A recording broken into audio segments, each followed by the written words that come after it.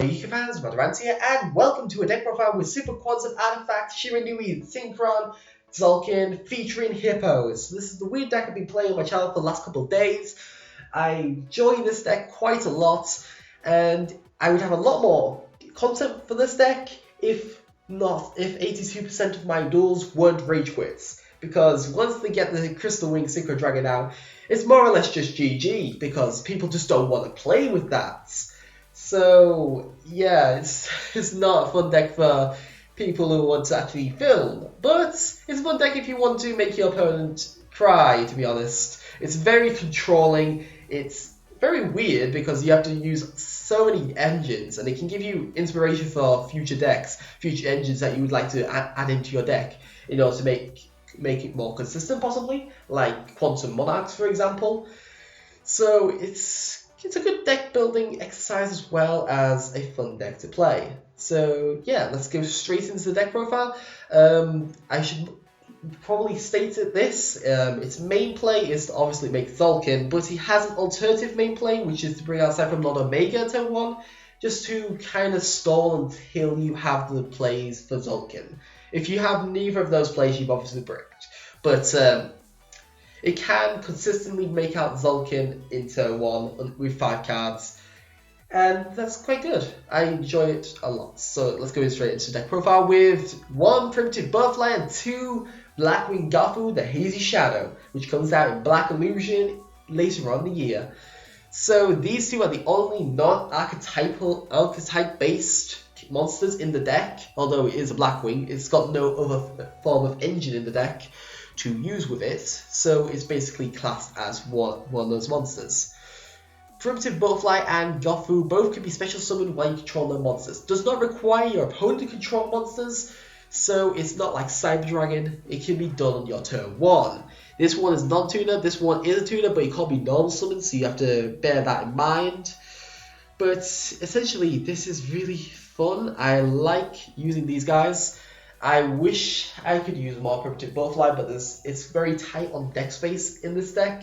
I love using this for Resonator decks, but in this deck it works quite well, but the red layers actually outweigh it because they're searchable. And then YgoPro is mainly the new one that we just testing out today. Then we have the Shiranui engine, the first of our engines, and that's Shiranui Sage at 3, triple Uni-Zombie, and 2 Mizuki. Sage is amazing because it gives you an instant PSY-Framelord Omega, but also in this deck, it can give you an instant level 5 tuner that you can normal summon, because you normal summon Shiranui Sage, essentially. So that's very good to go alongside Red Layer, which can special summon itself from the hand. So quite effective that way. So Sage attributes itself to special summon Uni-Zombie. Uni-Zombie sends Mizuki from the deck to the graveyard. Uni-Zombie then discards a card, preferably blue layer because it can put itself back in the deck. But it doesn't have to be blue layer, obviously. It can do anything. Also, another good option is the Hippo because you'll be able to get it back from the graveyard. And then a level 5 instantly appears onto your board, which is very good to combo with the red layers and Primitive Butterfly, as I said. So it needs to be a 3 because you need to get this as soon as possible. This is your main combo in the deck, but you can do it through alternative means. 2 Mizuki in the deck is a bit weird for me because I've never played a deck revolving around zombies that doesn't have Mizuki at 3. However, Mizuki can brick because it doesn't do anything in your hand. You'd rather send him to the graveyard with Uni-Zombie, and you don't want to see him, so you have to use him as a 2-of. As a 1-of, you can easily get banished, and you'll be completely locked out your Shiranui engine. So you have to still play him at 2. And use Zombie just to increase the consistency of controlling it. Then we got the Quantum engine, and that's triple Super Quantum red layer and 1 Super Quantum blue layer, followed by triple emergency teleports.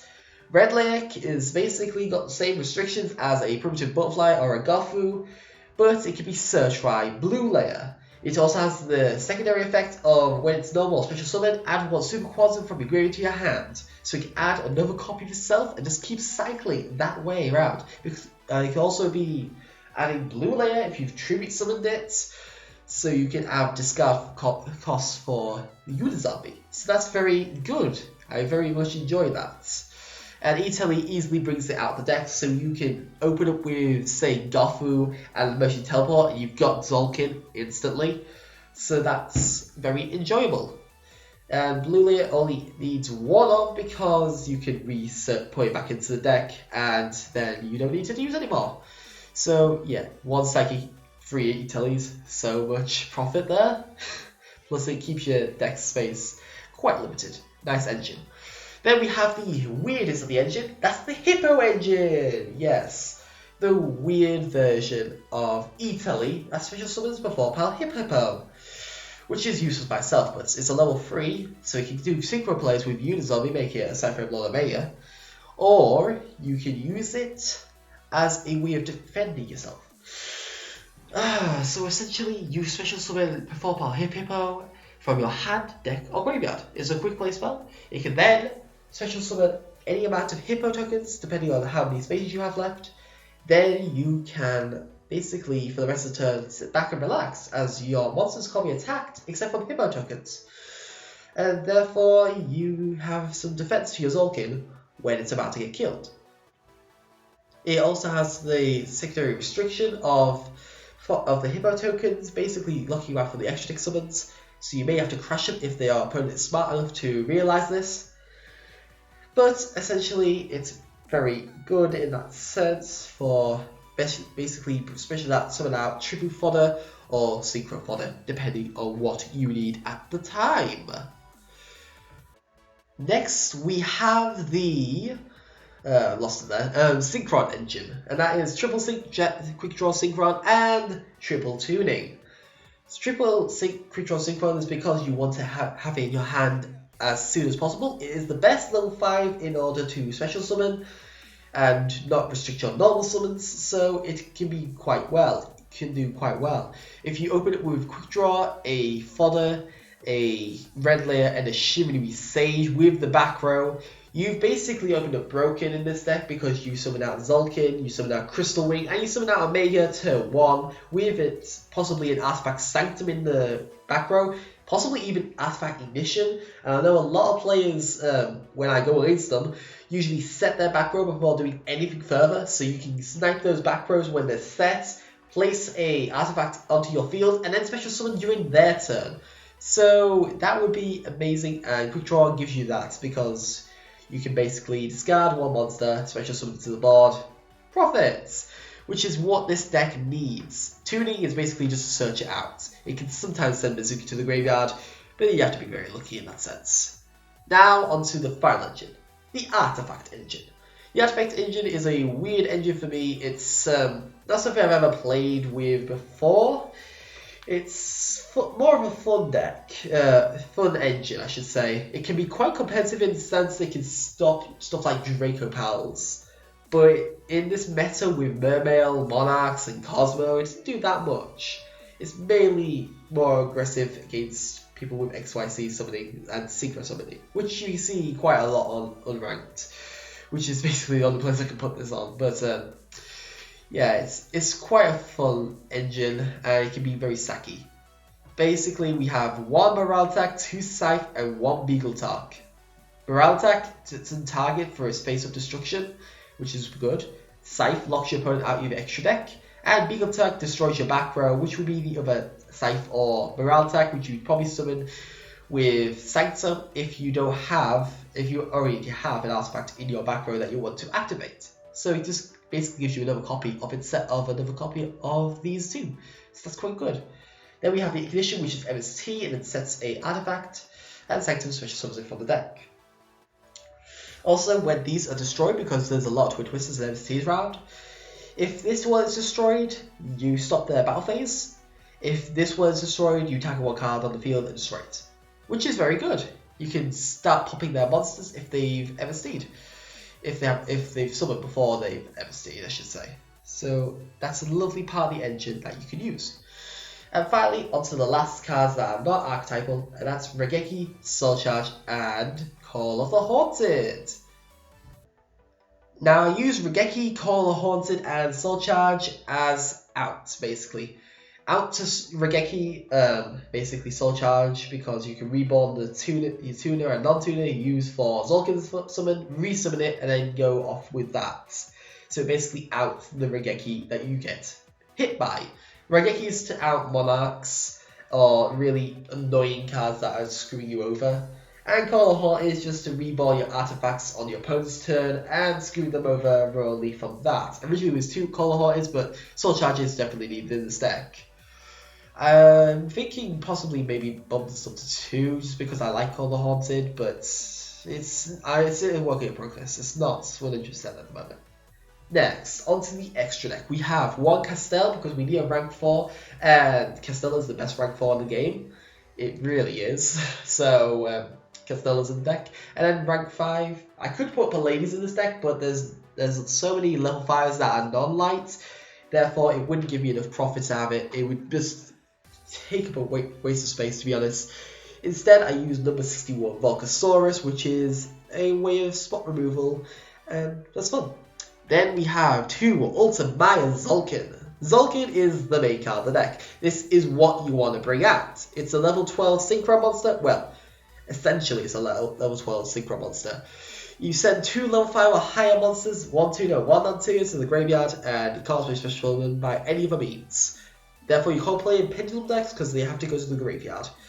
Then, when you set a card in the field, it doesn't have to be your own turn. So with Ignition, as long as it's not in a chain link, you can basically set your artifacts and then special summon on their turn. But essentially, you can special summon any Dragon Synchro monster that's level 7 or 8, or a Power Tools Synchro monster from your extra deck. It's not classed as Synchro summon, so you can't reborn them through Call the Haunted and Soul Charge. But that basically gives you Crystal Wing Synchro Dragon without having to do all the legwork of bringing out Synchro Monster to tune with. So that's very fun indeed. Plus it gets around restrictions like Dark Attribute Monsters and Light Attribute Monsters. Finally, its tertiary effect is that it can be targeted for attacks or card effects while you control a Synchro Monster. Surprisingly, First of the Dragons actually isn't affected by this effect. So they can actually run over it. That's just a weird thing I found out earlier today. But essentially, you can protect yourself as long as you have a Synchro on the board, which would likely be your Crystal Wing Synchro Dragon. So let's go into the Synchro choices that I have chosen. 1 Beals as a way of stalling, but as a big beat stick if I have nothing else I really want to summon on the board. 1 Void Ogre to basically negate a spell trap once per turn, as long as I don't have a hand, which can be easily done as long as you don't draw into a dead draw of Gofu or Quick Draw, or, well, I wouldn't say artifacts, but probably a red layer.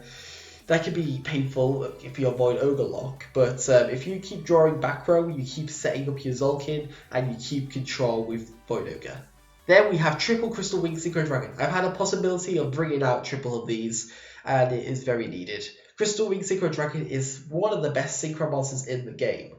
Once per turn, during either player's turn, when a monster effect is activated, you can negate the activation. If you do, destroy it, and then it gains attack equals to destroy monster's attack until the end of the turn. So yeah, it screws over a lot of things. It screws up setup, it screws up Veilers, it screws up a hell of a lot of things. It's just very good in that sense. It's basically like a pseudo Quasar for this deck, except for the spell's trap part. It also has the secondary effects of when it battles a monster that's level 5 or higher, it gains attack equal to that monster's attack. So you're doing an instant 3000 damage if you attack an attack position monster, which is pretty good, but it's I believe it's a Mantry effect, yes. So it can be subject to solemn strikes, as is Tzolkin itself. Then 1 Hot Red Dragon Archfiend. I tested Scarlight originally and had a position where I really needed this card and not Scarlight. Scarlight will end up killing your own Tzolkin. For the burn damage, it doesn't really give enough, whereas Hot Red Dragon Archfiend destroys all attack position monsters except itself, which can be very volatile against, say, a lot of big beat sticks. You can blow them up without killing your own Tzolkin itself, and then attack for 3k. Very good. Then 1 Ignis to Prominence. This is for Pendulum decks, because Ignis to Prominence is broken against Pendulum decks. So we can destroy a Pendulum card, and then shuffle back non-targeting. Profit. Then we have PSY-Framelord Omega. We summoned this out with the Shiranui combo, a Sage into Uni-Zombie into Mizuki, and then summon out Sage, and then re-Synchro, which is really good. It's very controlling and restores your banished Mizukis. And then onto Stardust Dragon. Stardust Dragon is very needed for this deck because it protects your Tzolkin and essentially can be summoned out legitimately through Shiranui Sage, and then you can get once per turn stop dying Tzolkin. So that is quite good, but you can summon out with Tzolkin and then get one off Rogeki out, which is good. Then we have Michael, which is an instant spot removal. I summoned out quite a lot after I summoned out my Crystal Wing, because you pay 1,000 life points, banish one card in the field. Profits! And that's about it. And then Moonlight bounces back their monsters when they special summon a monster that's level 5 or higher, or when this card is special summoned. Pretty good as well, but it's a mandatory effect, so you don't get to choose. I apologise for the stopping and starting of this video. I'm not very well at the moment, so I have a lot of issues that I have to keep stopping the recording for. But yeah, I'll quickly just show the other options you have based on this deck that you could actually put in here, which is Synchro requirements. We have the option of Sundragon Anita, which is useless. Bulbaro Dog, useless. You can use Scarlight as a burn damage, but it can kill your Tzolkin. 100 Dice is useless. Infinity Doom Dragon, you can get another spot removal, but you have to have no cards in hand. Red Dragon Ashley to destroy the defense position monsters if you feel like super heavy samurais are going to cause you problems. Could do. But then there's also Livestream Dragon, which is a tuner you can special summon. But that's about it. Scrap Dragon, which is a staple Synchro, but I don't have room for it at the moment. Blackwing Dragon, stop damage. Black Feathers damage, I believe this stops damage too. But it's also got a way of milling 5 cards in your hand. From your deck. Light Dragon as a way of reducing monsters' attack. Dark Dragon, another swap removal, but it doesn't banish. It doesn't really give you that much profit from that then. I'd rather use Michael over it, even if because they have the same attack points as well. Then we have Stardust Spark Dragon, which can protect Tzolkin once per turn.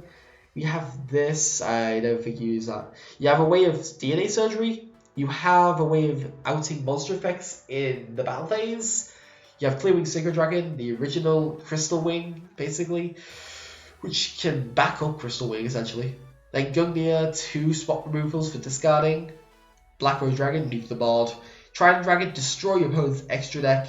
And then Exploding Dragon Wing, destroy any monster that matters it. That's the same attack. Then outfield spells, and draw 3 field spells, and destroy face attack position monsters if there's a field spell on the board.